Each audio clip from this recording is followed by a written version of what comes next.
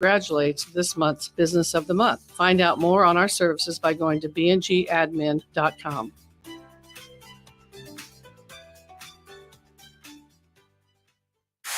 Your information station, WTIM. Welcome to the WTIM Morning Show. I'm your host, Avery Cooper. Your stream brought to you by Landmark of Taylorville, where you always do better with Landmark. And People's Bank and Trust, where they put people first. You'll find the streams on the TaylorvilleDailyNews.com Facebook or on YouTube at WTIM TV. At Taylorville Memorial Hospital, Clinical Director for Memorial Urgent Care, Dr. Anna Ritchie, in studio right now. Welcome to the program, Dr. Ritchie. Good morning, Avery. Thanks for having me.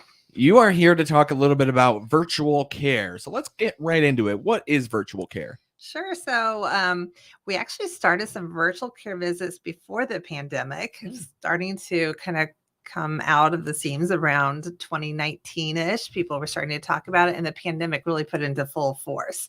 And so virtual care is also called like telehealth visits or televisual visits. So during when everything was really shut down, we did a lot of telephone or video visits, and now we are still doing them. And we want people to know that that is still an option. It's an easy option for some convenient kind of care for some common symptoms.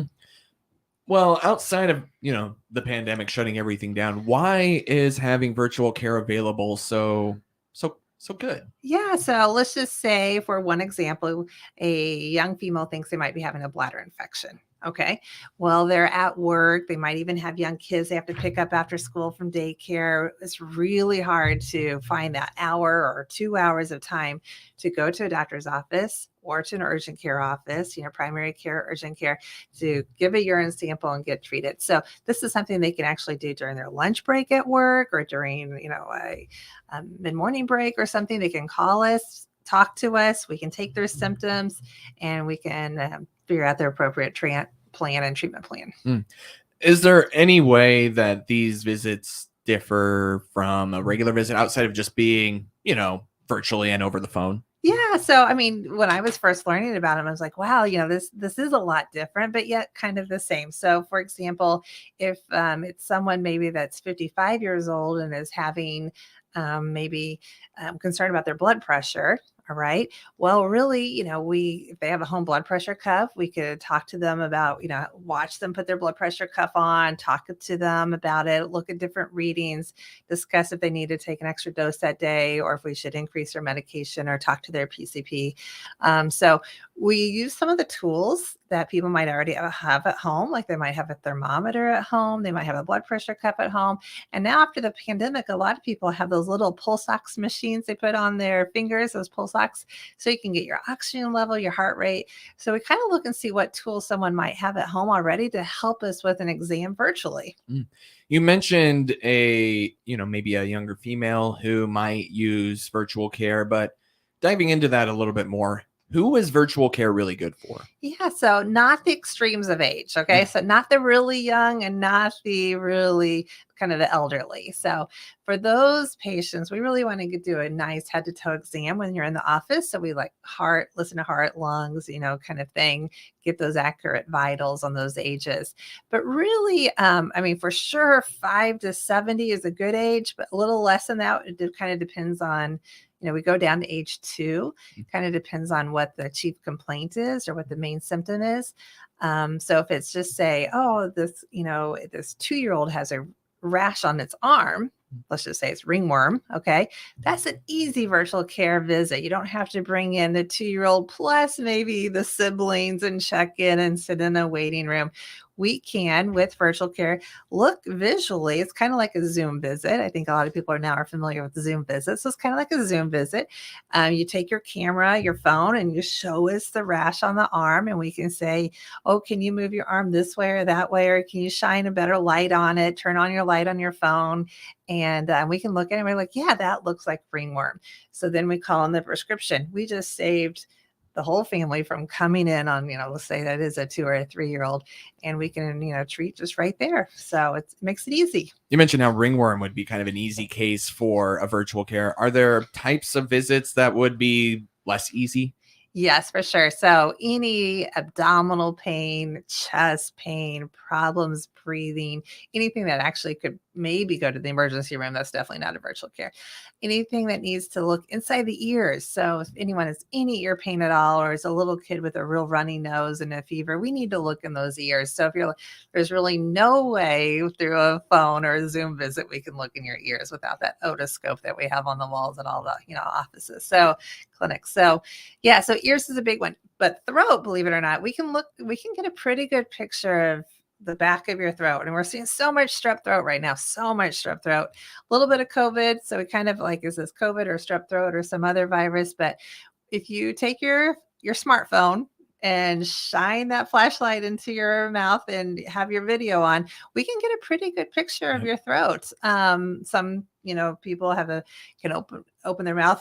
We can see more than others, but sometimes it even takes a helping hand, like a family member in the house, to hold that light while the person, the patient says, ah. But yeah, so throats we can see, but the main thing is, chest pain, belly pain, looking in the ears. Those are things we cannot do. And anything, of course, requiring an emergency, just go to the ER. Yeah. So obviously, if you need a laceration or something like that, we can't repair that virtually. Wouldn't that be great? But we can tell you if you need to come in, because sometimes it's just little things like, does this need sewn up or not? So okay. And how does someone pay for a virtual visit? Same way they usually would, or? Yeah, so we have an app that you go on to as a Memorial app. So it's called Memorial Care app that you can do from your smartphone or from your desktop. You would go mymemorialapp.com. And so you can use it either phone or desktop. And then you sign in and you go through the entire registration process that you would if you were checking into an urgent care with your name. And then they call you and then take your insurance and all of that. And then you're sent a text or message, an email about what time your appointment is and stuff. And so it is a scheduled appointment, where urgent care is more, like walk-in. This virtual care is an appointment. So we schedule only for that day. So like if you call at 10 a.m., you might get a, look and see what appointments are available. And you're like, oh, I'll take the 3 o'clock. And and we have the appointments about every 20 minutes or so. So we see about 20 to 30 patients a day by one provider. Insurance pays for them? Just the same as a regular visit. Okay.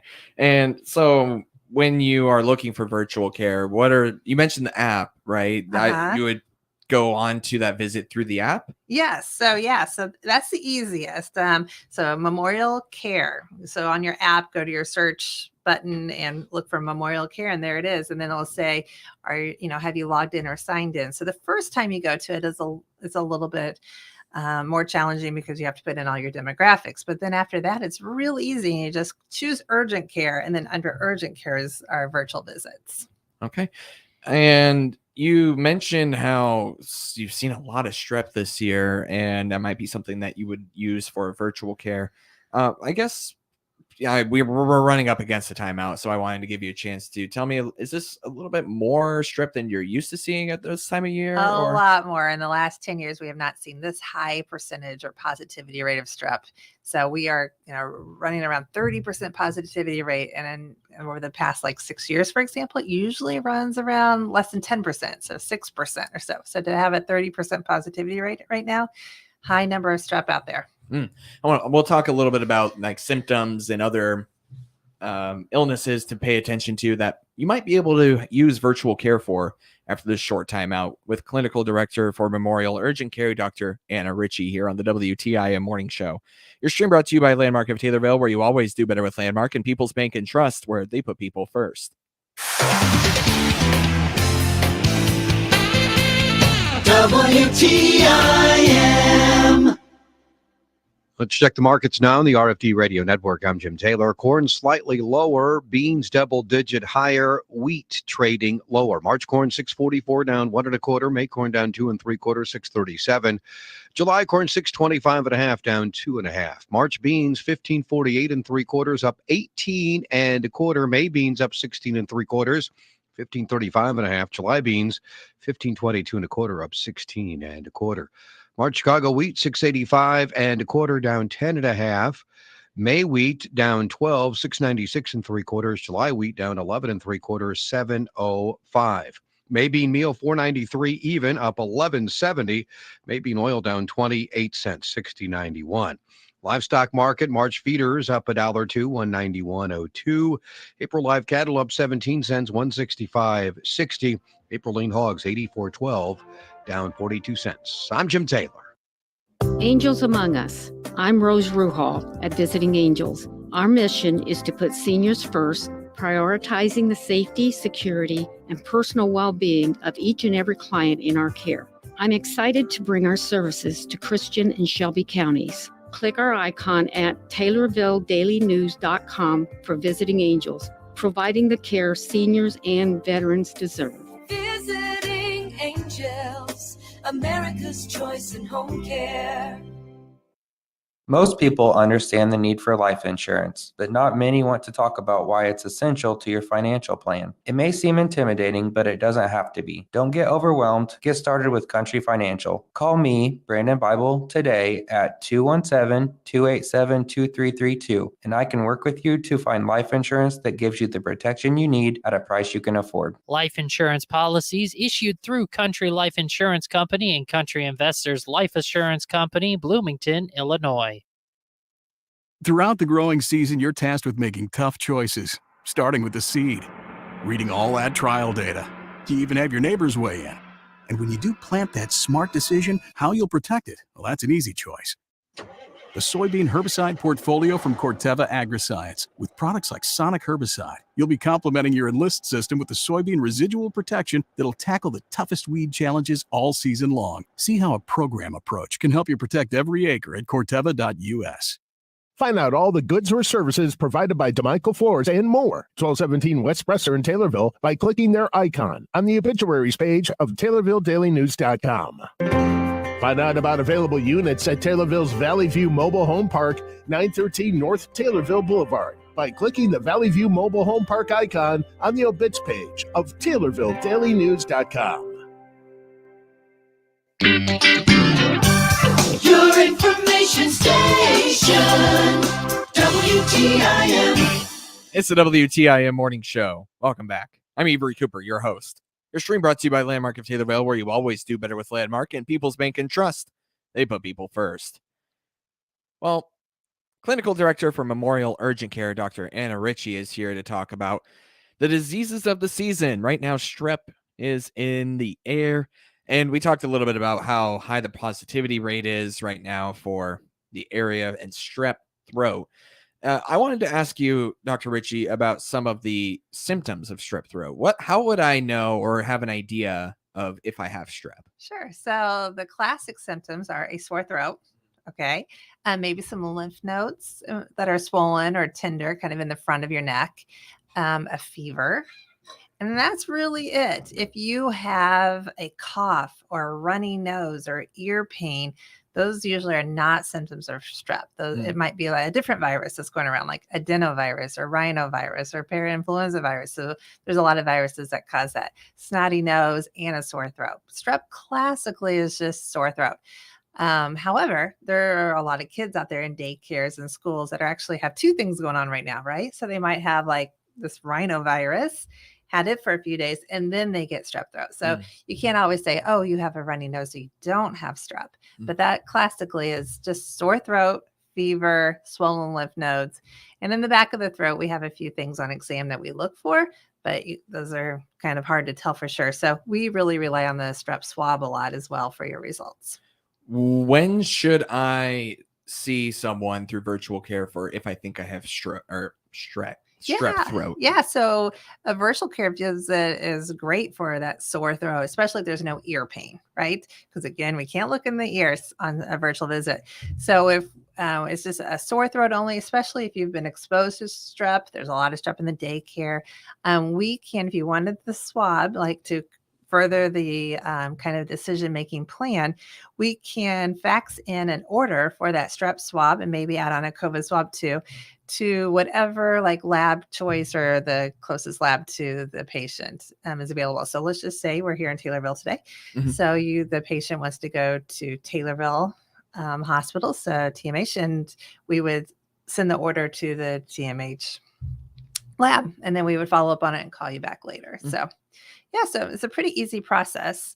But if let's say 3 family members in the household already have strep, we might not even need that strep swab because they've been heavily exposed and they have a sore throat.